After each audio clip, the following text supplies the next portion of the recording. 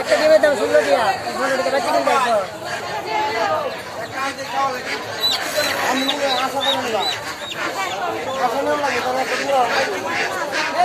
এই যে বাচ্চা না আমি দাম ওই দিন লাগে 300 টাকা কত কি বাজার কত 300 টাকা কত লাগে পুরা পুরা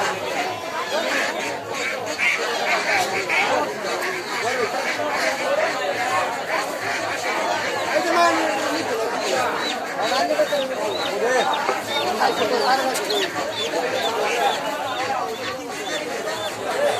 Ghiền Mì Gõ để không bỏ lỡ những video